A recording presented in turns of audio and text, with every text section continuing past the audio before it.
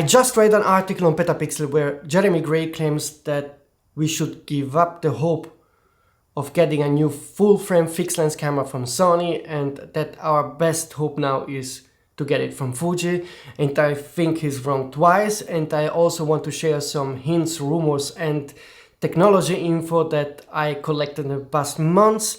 I think we can really have finally some solid hope that we are getting a new RX1 model in 2024 maybe. So this is what I want to talk today, but before that, please take 2 seconds time to subscribe to the channel, hit the notification button to not miss any of the upcoming rumors. First of all, let's dig into the article written by Jeremy Gray on PetaPixel. He shares his disappointment that Sony didn't announce any new RX1 full-frame camera in the past 7 years. The last model was announced back in 2016. It was the RX1 R2 that still sells today for $3,200, and basically this camera has still no competition because the only other full-frame fixed-lens camera is coming from Leica. It's a Leica Core 3, but this one costs $6,000. And the problem with the RX1 R2 is that it's still a nice camera, but yeah, the technology is no more modern. It doesn't have the latest sensor, it doesn't have the latest autofocus system, it doesn't have the AI features and so forth. He does believe that Sony gave up on the entire lineup and that Fuji should consider or is working on a new full-frame fixed-lens camera that would look like this, like a X100V kind of vintage style camera named X200 for example, using a 35 1.8 full-frame lens and having the usual film simulation from Fuji and so forth. He does believe that this camera would sell well, and I do believe he's right on this. There's simply no competition beside of the very expensive Leica, and I do believe there is a market for full-frame fixed lens camera. But before I talk about what could be coming from Sony, I first of all disagree with Jeremy Gray that Fuji is ever going to do this based on rumors and also the kind of philosophy from the company. I don't believe they will ever do a full-frame camera the next couple of years. I don't think this is going to happen. And the second thing where I think is wrong is that I got some final hints that Sony might be doing a full-frame fixed-lens camera, so a kind of RX1 R2 successor. This is based on some feedback I got from alpha photographers. They got a survey from Sony where they were asked about how a new RX1 camera should look like. That's definitely no proof that there's really such a camera coming, but it's a proof that Sony didn't for now kill the lineup and they are really thinking about doing such a model. I don't know how advanced those folks are, if they're really developing already the camera or still thinking about it. That's something where I hope that my sources will soon tell me more, but there is definitely hope we are getting such a camera, maybe even in 2024.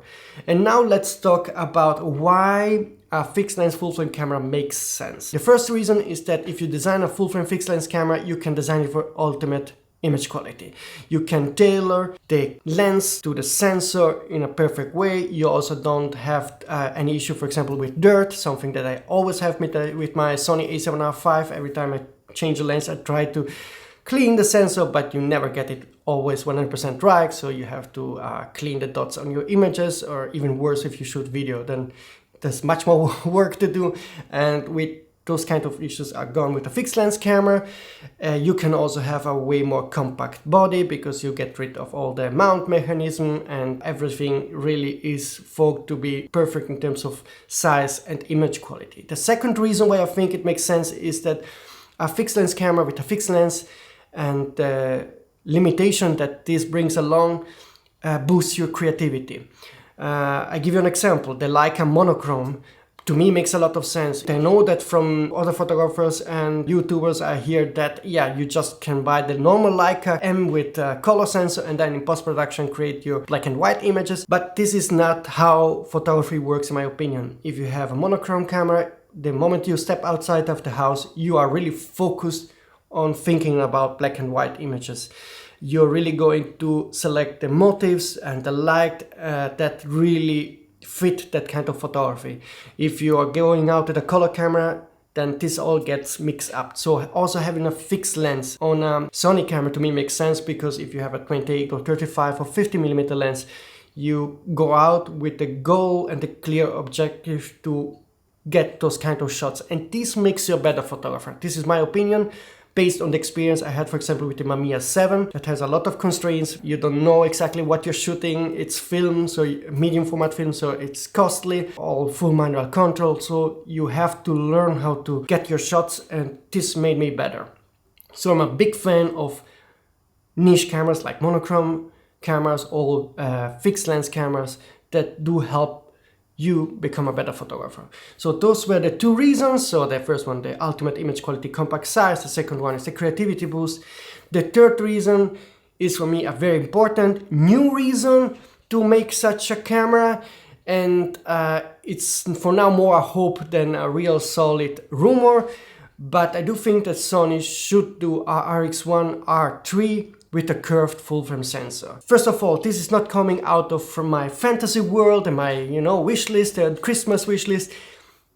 Sony did really patent such curved full-frame sensor on a RX1 style camera years ago. They're really thinking about they probably have the skills to do such a sensor, and the major issue would be the manufacturing costs, but let's talk about this later.